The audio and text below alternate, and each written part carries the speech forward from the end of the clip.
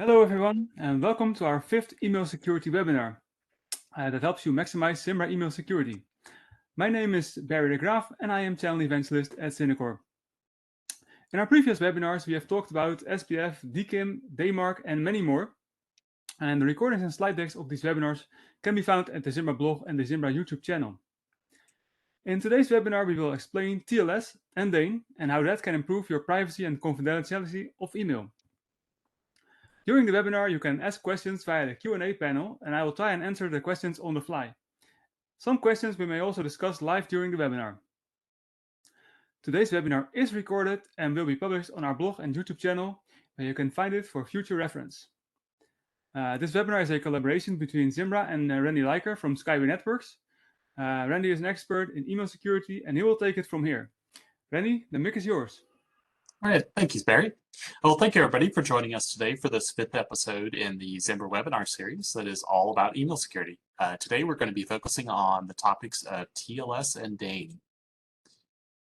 So for those of you who are joining us for the first time on this webinar series, I am the president and CEO of Skyway Networks. Skyway Networks is an email service provider specializing in Zimbra hosting and consulting. We also offer a variety of cloud hosting services, including software development. And I've personally been in the IT industry for 26 years. Of that, 23 of those with Skyway Networks. And I've been working with Zimbra servers dating back to version 5.0, so I have a pretty long history of the product. So this webinar series discusses solutions to defend against a diverse range of threats, including phishing, eavesdropping, information leakage, man-in-the-middle attacks, security downgrade attacks, and online reputation damage. As shown on screen, earlier episodes have already covered many important security topics, but in case you missed any of these, they are all available on the Zimbra YouTube channel for watching anytime. As an overview of today's topics, we are first going to take a look at TLS, including its history and concepts, followed by some best practices and question and answer. Then in the second half of the webinar, we'll look at an introduction to DANE and how to set it up. This too will be followed by some best practices and another opportunity for question and answer. So today's webinar is being recorded, as Barry mentioned, and will be posted again on the our Zimbra YouTube channel at the URL you see at the bottom of the screen. The slide deck today will also be made available later on the Zimbra blog for downloading as well. So let's go ahead and get into our first topic today of TLS. So it's a safe bet that everyone watching this webinar already knows the acronyms SSL and TLS, as these are some of the most widely used encryption standards on the internet. But what's not as widely known as some of its history. It was actually Netscape Corporation in the mid-1990s that originally created the SSL standard that we fundamentally still use today. At that time, virtually everyone used Netscape Navigator to browse the early commercial internet, which was better known as the World Wide Web back then. Netscape realized that websites needed a secure method for sending and receiving sensitive information like credit card numbers on websites. So they produced three versions of the SSL standard, 1.0, which was never released, 2.0, which had various flaws in it, which again did not get widespread use, and then finally 3.0, which actually did achieve widespread use. So Netscape designed SSL at the time to only secure data for HTTP, FTP, and SFTP, so there really wasn't anything beyond those three specific purposes. Some of you who have been using the internet for a long time may even remember that first round of web browser wars in the late 1990s, and that Netscape eventually lost this war to Microsoft's Internet Explorer browser. Now, after Netscape's demise, the Internet Engineering Task Force picked up the SSL 3.0 standard and continued to develop it, later renaming it to TLS 1.0. Reportedly, this was to avoid angering Microsoft at the time by discontinuing the use of the SSL name created by their nemesis, Netscape. But this did not quite work out, as the term SSL certificate is still stuck around today. Sorry, Microsoft. One of the significant changes in TLS 1.0 was that it added for the first time the ability to secure data for any TCP-based application, not just web and email servers. The task force continued to advance the TLS standard, releasing version 1.1 in 2006, 1.2 about 2 years later, and then finally 1.3 in 2018, which is now the current standard. So with each of these releases, various vulnerabilities have been fixed and new features added, and today, no one should really be using any of those original SSL versions. And TLS 1.0 and 1.1 should likewise also be phased out as soon as possible on your servers. Now, this is principally because any of the standards before TLS 1.2 allow the use of various weak encryption ciphers and have vulnerabilities that can negate the benefits of using encryption in the first place. So in other words, you should really only be using TLS 1.2 or 1.3 on your servers. Presently, TLS is everywhere. You're going to find it not only in Zimbra, but your Wi-Fi network, your VPN, identity services like Open LDAP and Active Directory, your voice over IP server, and more. So this means that once you understand how TLS works on any of these platforms, you can apply that same knowledge to any other platform that uses it as well. So using TLS securely and knowing how to troubleshoot it when things go wrong requires familiarity with some cryptography concepts. Sorry, tongue-tied this morning. Otherwise, there is a risk of falling into the trap of blindly following advice found online without understanding the why and how, so you can make informed decisions. So I'm going to cover some of the basics of TLS first before we get into how to apply this knowledge to securing TLS on your Zimbra server. So TLS uses basically two methods for encrypting data. The first of these is called symmetric encryption. So let's pretend that I want to use symmetric encryption to send a message to a friend of flight leaves tonight. So earlier in the day, I called my friend up and I said, let's agree that today's secret key is the number 2. So to encrypt the message, my computer uses today's secret key of 2 and shifts each letter to the right by 2 characters in the alphabet. So the first letter in the word flight is the letter F. So when we shift the letter F by 2 characters to the right in the alphabet, we get the letter H instead. Now this simple 2-character shift in the alphabet continues for the rest of my message until the result is the garbled-looking encrypted string of text you see on screen. So when my friend receives this encrypted message, they already know today's secret key is 2. And because we obviously shared it over the phone earlier that day. So they simply shift each letter in my message back 2 characters in the alphabet, and this renders the unencrypted message that I originally typed.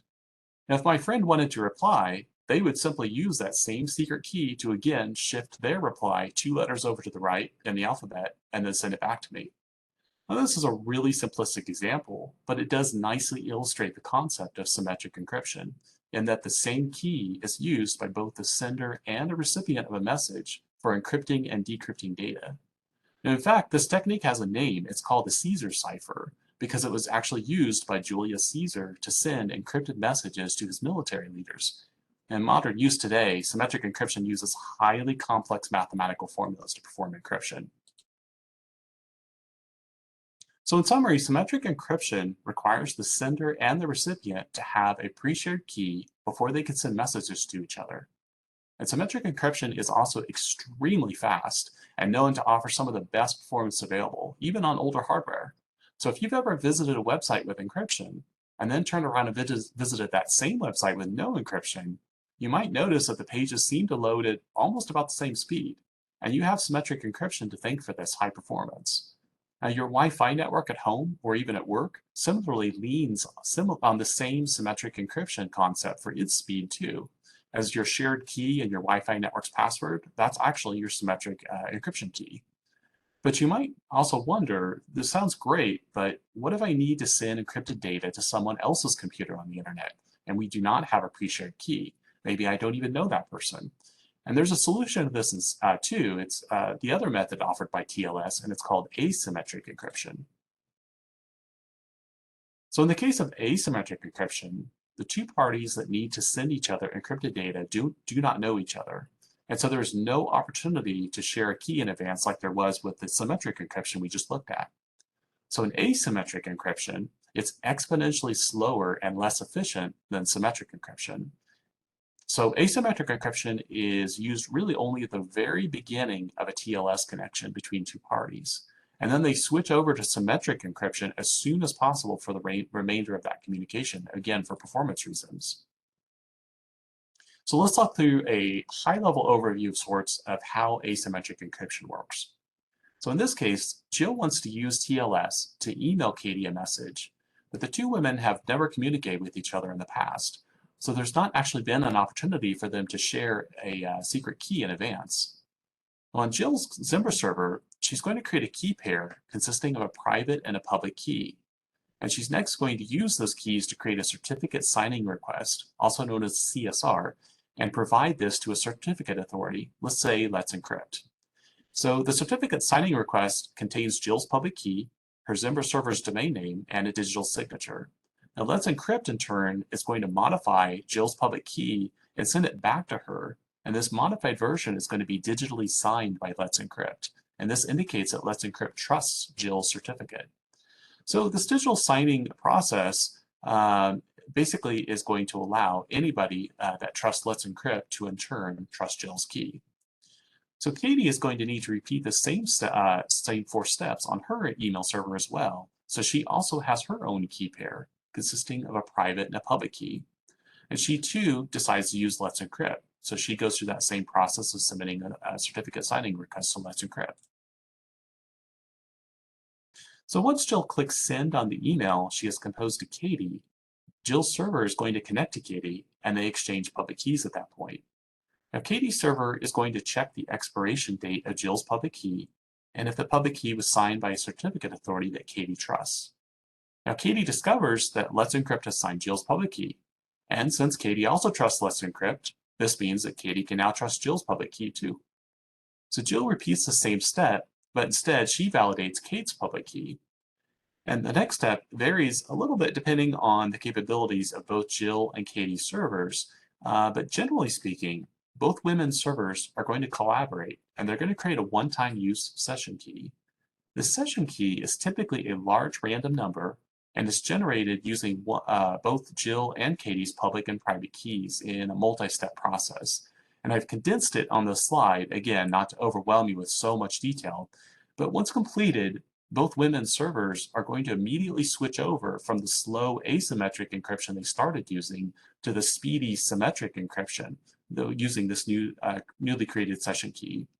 So Jill's server is going to encrypt her email message with this session key, again using symmetric encryption, and sends it to Katie. Now Katie is going to decrypt it with the same symmetric key and the same session key, or sorry, symmetric encryption and the session key. So thereafter, the connection is closed and the email is delivered to Katie's inbox. Now, that was a lot of steps just to deliver an email securely. Now, I think you can see some of the reasons why asymmetric encryption is so much slower than symmetric encryption that we looked at earlier just a few slides back. In addition, were you surprised to see that at no point in the process was Jill's SSL certificate used to encrypt the email she sent to Katie? It might seem counterintuitive at first, but this, in fact, uses that one-time session key to do all the encryption of the email. Not only is it fast and secure to use symmetric encryption for this purpose, but that one-time use session key has another name, and it's called forward secrecy, sometimes also called perfect forward secrecy. And the concept here is that if an adversary ever captures any set of transactions or any conversation like this, and they manage to acquire that one session key, they will never be able to use it again to intercept the data for any other session that Jill has from her server. And again, that's the whole concept of perfect forward secrecy, or forward secrecy, again, as it's sometimes called. So really, that public SSL certificate that you are faithfully renewing on a recurring basis with your certificate authority is not actually used for encrypting any of your email. Instead, it's really being used for encrypting and decrypting those one-time use session keys so that symmetric encryption can be used instead.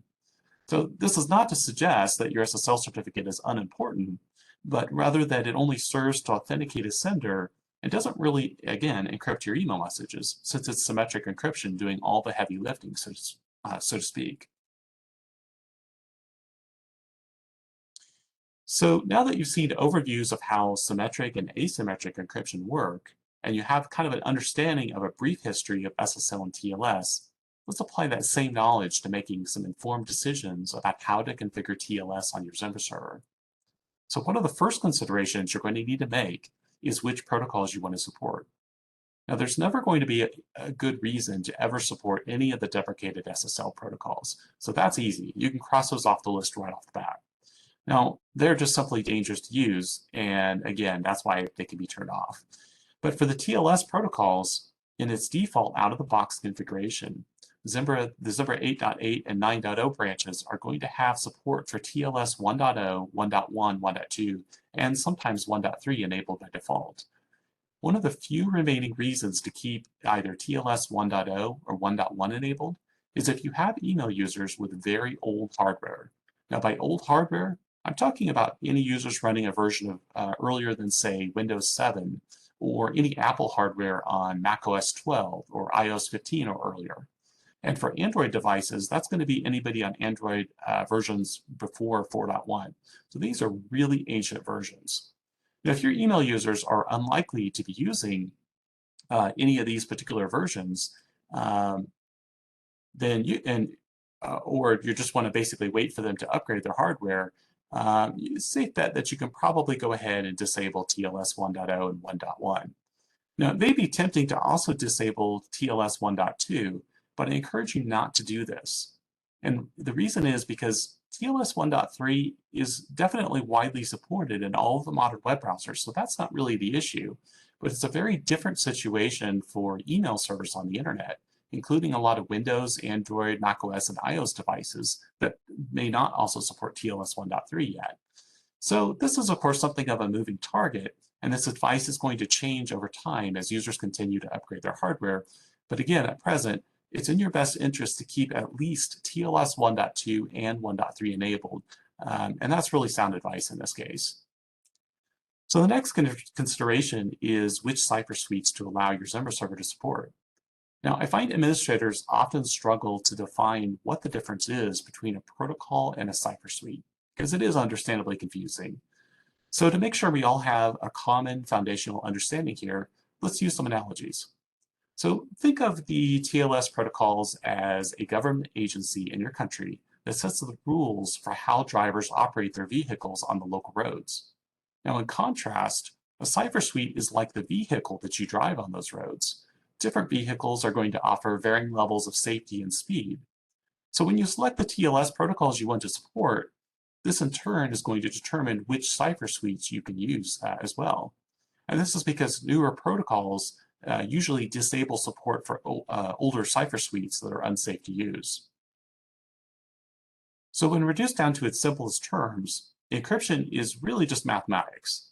This means that a series of mathematical algorithms is combined with a key, and that's applied to your data. And that's basically is what enables it to only be usable by the intended party. So a Cipher suite is just a set of mathematical algorithms that work together to encrypt and decrypt your data. So when your Zimbra server sends or receives email, both it and the recipient are going to pick a single protocol and a single Cipher suite that both sides of the connection can mutually support. They prefer usually to use the best protocol and the best cipher that is available, but that's not always the case. By having more than one protocol and cipher suite enabled on your Zimbra server, you increase the likelihood of both ends of the connection being able to, again, find a mutual protocol and cipher that both sides can support for sending an email. Now, forgive the pun here, but cipher suites have names that look pretty cryptic at first glance. There are, in fact, over 200 different cipher suites, if you can believe that, the last time I checked. So let's examine just this one cipher suite that I have on screen. And now, as you know, once you know how to read one of these, you can readily interpret just about any of the other 199 cipher suite names too, because they all use generally about the same pattern. The main benefit to knowing how to read these cipher suite names is that over time, new vulnerabilities are going to be discovered in these cipher suites. It's just a fact of life and how this stuff works. Technology progresses, some encryption suites are easier to break than they were in the past, and they're basically irrelevant at that point. So if someday in the future you read a warning that's from someone that says XYZ encryption is now vulnerable, you will now know how to quickly scan through your list of allowed cipher suites and remove the vulnerable suites with confidence. So let's break the cipher suite down. So remember from the earlier slide where Jill wanted to send Katie an email? Well, one of the steps in that process required that the women mutually exchange a session key. The ECDHE, or asymmetric key encryption method that you see listed first in the cipher suite, this describes the method that those two computers are going to use to do this. In fact, let's go back and let me see if I can get you that slide here real quickly.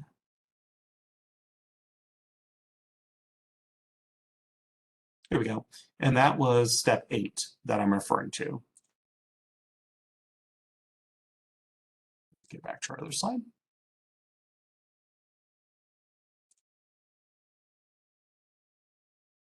Yeah, we see it. Sorry, my nose disappeared there for just a second. That's what I get for playing with the slides. So basically, again, that's what that ECDHE, or the asymmetric key exchange method, is all about. It just basically tells both computers how to do that. So the next part, the ECDSA, or authenticated method, that's going to describe how Jill and Katie's computers will authenticate each other. And this is just to prove that each is using their own respective public keys and not impersonating someone else, for example. And the AES 128 GCM part of the Cipher suite, that's the symmetric encryption algorithm. And this is the method that describes how Jill's email that she sent to Katie is going to be encrypted and correspondingly decrypted by Katie when she receives it. And finally, SHA-256, or integrity checking method, is basically part of the hashing algorithm that the process uses for checking that nothing was corrupted in transit as it traveled across the network. So my co-host Barry DeGraff has done a terrific job of compiling on a single page in the Zimbra wiki many of the settings that you're going to need to configure Zimbra to use strong TLS protocols and Cipher suites at the URL that you see on the slide. So I strongly recommend that if you have not already, take the time to check this page out. It is well worth your time. Zimbra's default out-of-the-box configuration, again, in those 8.8 and 9.0 branches, is going to be conservative, so it's going to have many of those protocols and Cipher suites enabled by default for the widest compatibility with a lot of really old hardware. And this is something that you really need to customize so that you can disable those older protocols and Cipher suites, again, based on the average age of the hardware that you think your users typically use for accessing your Zimbra server. But bear in mind that Zimbra has its own embedded version of OpenSSL. So this means that even if you have Zimbra installed on an older operating system version, say CentOS 7, or maybe an earlier version of Ubuntu, like Ubuntu 16 or 18, you still have access to some of the newest encryption protocols and ciphers, because again, Zimbra has that built-in OpenSSL library that's been kept up to date. So the OpenSSL command that you see on the slide, it's really helpful because you can basically switch to the Zimbra user, again, as you see there on the slide, and then run that OpenSSL command. And it's going to give you a nice list of all the different Cipher suites and the protocols that the OpenSSL version that's built into Zimbra supports. So a common issue that every Zimbra admin eventually faces is a broken SSL certificate chain of trust. Now, this typically prevents Zimbra from installing a newly renewed SSL certificate. And this isn't to make your life hard, it's actually to prevent more harm from being done. Because when you are installing a new certificate in Zimbra, it basically does a sanity check, and it checks to see that your private key matches your public key, and that your public key matches an intermediate key, and so on. If any of that doesn't work, it's going to stop you. Because again, that's going to create all sorts of problems on your Zimbra server if it just goes ahead and allows you to install that certificate anyway. So after you're generating a key pair in Zimbra, and you've submitted your certificate signing request, again, your CSR, to a certificate authority, like Let's Encrypt, as I was using earlier, that certificate authority is going to sign your public key, and it's going to send it back to you for installation in Zimbra. But all certificate authorities have a root certificate, and very often one or more intermediate certificates that are trusted by their root. So your public key in Zimbra is likewise going to be trusted by the certificate authority's intermediate certificate, creating basically a chain of trust. So the certificate authorities do this because it is far easier for them to replace an intermediate certificate, maybe because it's expired or because it's been compromised, whatever the main reason, rather than their root certificate. And the main reason is because those root certificates, they're pre-installed literally on billions of operating systems and applications worldwide. And that can take years, if not a decade or more, for those CAs to replace. So it's a big deal. And again, that's why intermediate certificates are typically used. So since intermediate certificates are not pre-installed on all these different operating systems and applications, the certificate authorities are essentially relying on you to install not only your private and public keys in Zimbra, but also the intermediate certificate for that certificate authority. This is going to allow anyone who connects to your Zimbra server with TLS to check this chain of trust to find out if your public key can be trusted too. Now, occasionally, certificate authorities do need to change either their intermediate certificates or more rarely their root certificates. And when this occurs, you likewise are going to need to update the intermediate certificate in Zimbra. This can be challenging for many Zimbra administrators, as it is often confusing which intermediate certificate to install. My co-host Barry, again, has written a really helpful how-to article and published a video too on this topic, and those URLs are what you see on top of the slide. This is a great resource that you can bookmark when you find yourself in that position later on, where Zimbra is refusing to install a new SSL certificate because of the broken certificate chain of trust. You're going to now have a convenient resource you can refer to for quickly fixing that issue. So let's look at some best practices for TLS. So as you start tuning your Zimbra server by disabling older protocols and Cipher suites, take care to first make a copy of the value of any existing settings you're about to change so that you can easily roll back if needed. Some of the settings, if accidentally overridden, are going to be very challenging to reconstruct by hand. Now, I know this sounds kind of obvious, but sometimes when you start working through this process, it's very tempting to go, oh, I'm never going to use TLS 1.0. I'll just disable that right now. Same thing with 1.1. And next thing you know, you have a user calling you up that says, I can't connect to your server anymore. And now you're in the position of needing to reconstruct what you didn't think you needed. So again, better to be safe than sorry. Always back up those settings before you make any changes. And again, this is going to be kind of another common sense thing, but avoid changing too many TLS settings in Zimbra simultaneously. If you start changing a lot of the TLS settings all at once, and your email users start complaining they can no longer access your Zimbra server, it's going to be really difficult for you to determine which of those setting changes you just did in a group created the problem. So instead, take a more measured approach and focus on just a single component in Zimbra. That might be Nginx, for example, or it might be postfix. And in that one component, make the desired TLS setting changes, then observe for maybe a few days, perhaps a week, and just kind of watch for any compatibility problems from user devices before continuing to update TLS settings for the next component. In some cases, it's going to be difficult to determine the average age of your email user's hardware. Now, this can actually be especially true in a service provider environment where you have a very diverse range of users. Now, in such a case, it's not really easy for you to take a survey, for example, and find out what all these different devices are. So an approach you can use is to basically use an incremental method for disabling older protocols and Cipher suites.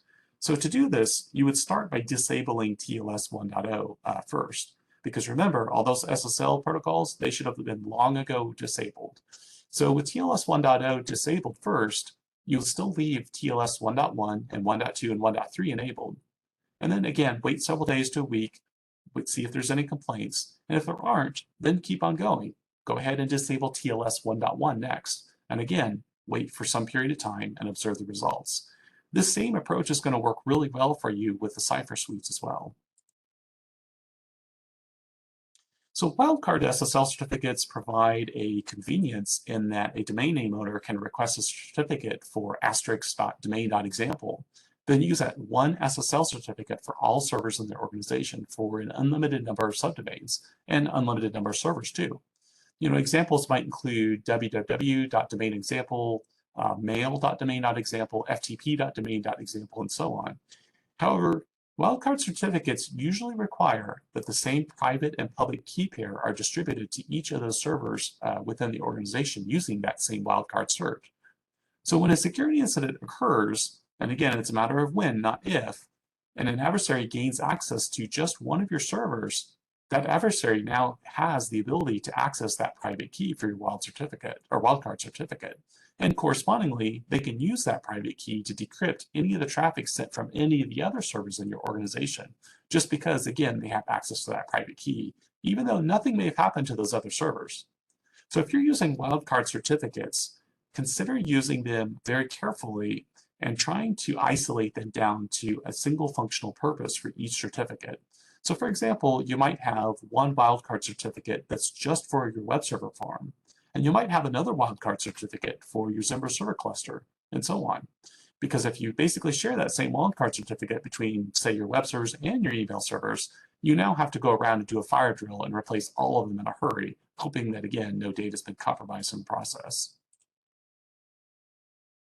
So let's pause here and take any questions you have about TLS before we get on to our next topic, which is DANE. Very good. That was a very good speech so far, Randy. There are no questions yet. Okay. So, all right. So we'll just go ahead and move on then. All right, so DANE, or the DNS-based authentication of named entities, it's a mouthful, is a newer standard that was introduced back in 2012.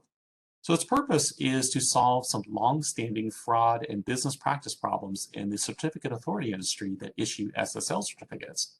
We like to think that the certificate authorities are trustworthy and they always do the right thing, but history suggests otherwise. So DANE seeks to solve these problems by accomplishing several purposes. The first is going to be to put control back in the hands of domain name owners so that a DNS record can be published by those same owners, basically specifying that they have a legitimate SSL certificate and that can be trusted for that given domain name. And the second purpose is going to be to prevent adversaries from tricking the certificate authorities into issuing SSL certificates for domain names they do not own. This happens a lot more often than you might think.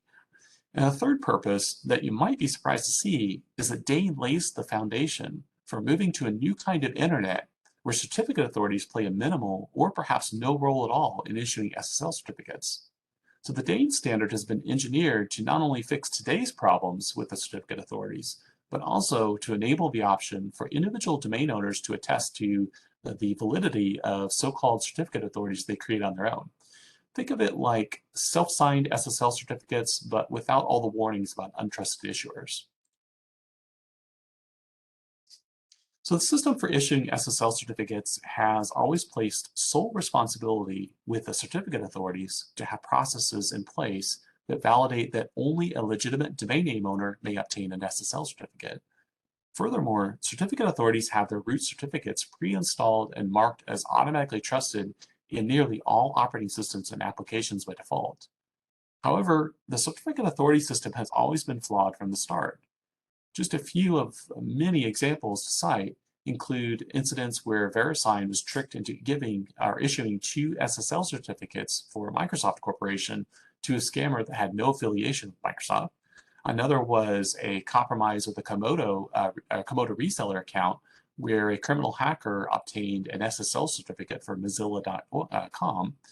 And another example was where Asymmetric actually issued 200 different SSL certificates for domain names without those domain name owners' knowledge, again, generally due to some poor business practices. And these are just a small but growing sample of some of the past incidents that have led to these efforts to develop the DANE standard.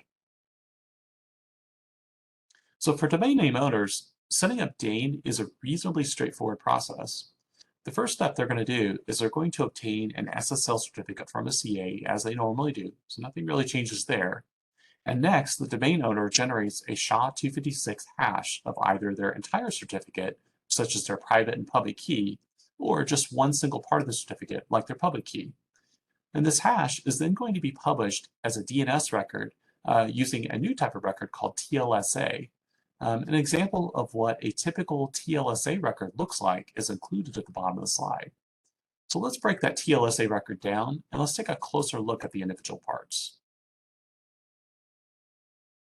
So the first part is an _25, and this represents the port number that the DANE record applies to.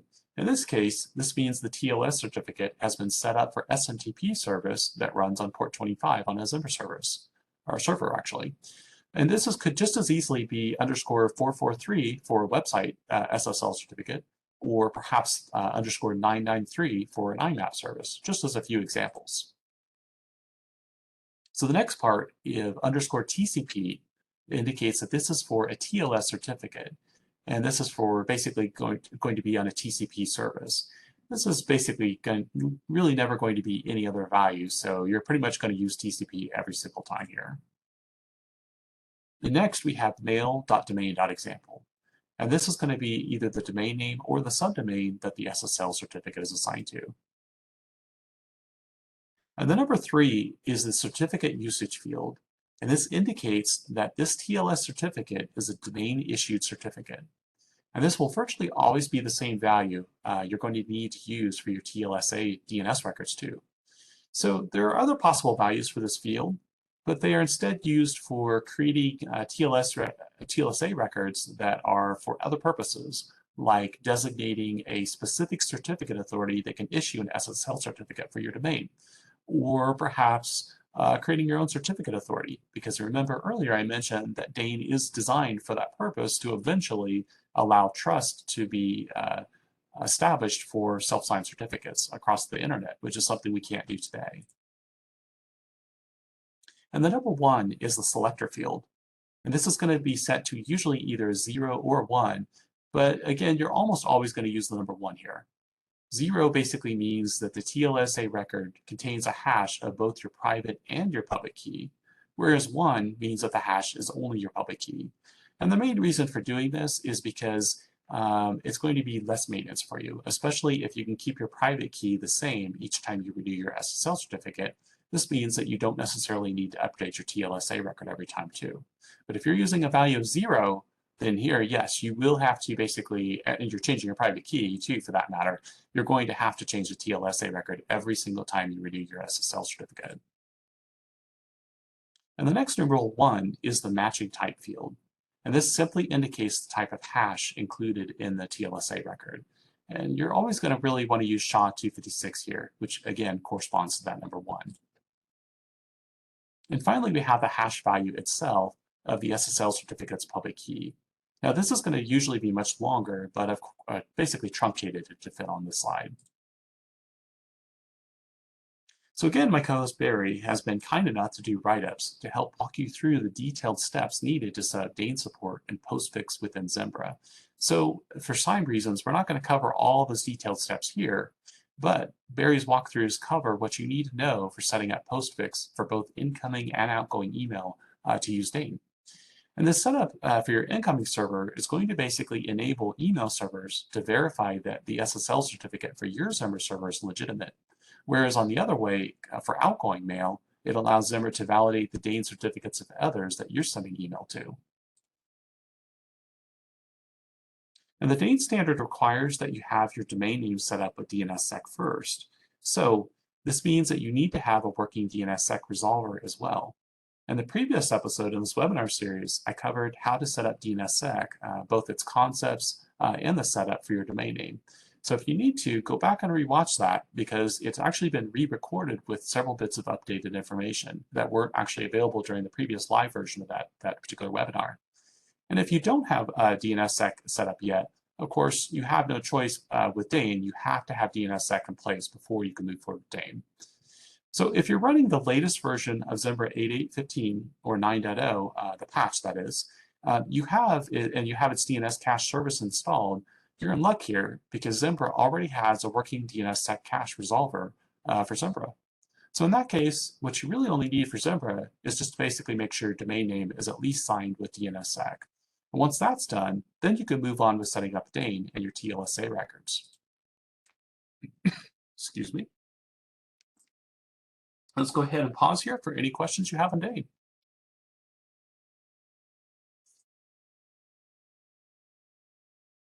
Barry, do we have any questions? Again, I don't see any questions, Andy. Okay, well, great. Okay, well, I'll keep going then. So basically, to wrap things up here, let's talk about some key takeaways. And so again, remember with TLS, be careful about how you choose which protocols and which Cipher suites that you're going to support. That decision is going to be driven entirely by how or what type of hardware your users are using to connect to your Zimbra server. So again, it's going to be tempting to be aggressive here and go straight up to TLS 1.3 and basically disable everything else. Again, don't do this. You're creating big problems for yourself if you do. So start gradually. Again, start with simple things like turning off TLS 1.0 and wait and see how things go, and keep progressing until you get up to more and more secure protocols. Another factor to keep in mind as a key takeaway is that TLS is also a constantly evolving protocol. So it's not a set and forget situation. There eventually is going to be a TLS 1.4 that comes out. There's eventually going to be more ciphers that come out. There's going to eventually be ciphers that are too weak to be used. And something that you can use is a lot of the online tools for testing your particular setup. One that I particularly like is the SSL Labs certificate tester, and I don't believe I have that here in the webinar, but I will make sure that gets on the slide deck here after the recording. But essentially, it's a tool that can check your Zimbra server looking for any weak encryption ciphers and any weak protocols, and then notify you of that so that you can kind of start focusing on phasing those out, again, if your user's hardware allows for it. Another key takeaway to keep in mind with DANE is, again, you absolutely have to have DNSSEC up and running before you can do anything with DANE. Do not even attempt to set up DANE without it. It's just simply not going to work. And the reason for this is because DANE depends on your DNS records to be secure with DNSSEC. Because if they're not secure, then how can somebody ever trust the hash that you publish in a TLSA record? Because that could easily be forged otherwise. So again, make sure you have your DNSSEC setup working, both as your domain signed and as a DNSSEC resolver. So thank you so much for attending today's webinar. I hope you found everything educational and appreciate your time for attending. If you would like to reach out to me directly with any additional questions or feedback, my contact information is included.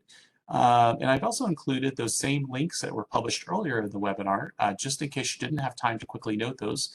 And again, this slide deck will be published on the Zimbra blog later as well for your convenience. Again, thank you, and appreciate your time. Thank you very much, Randy. Thank you very much for all the efforts that you did in this webinar series. It is very much appreciated. I see many thanks also coming in on the chat. Actually, a lot of people are thanking you right now. Thanks for educating us, and thanks for making it easy. I think the reference to the car with the highway, that really was an eye opener for me. I don't think I have ever heard anybody explain it more clearly than you. So very well, and well, let's do a repeat it sometime. Thank you very much for everything, man. Thank you, Barry. Thanks Thank you, for everyone. attending the webinar.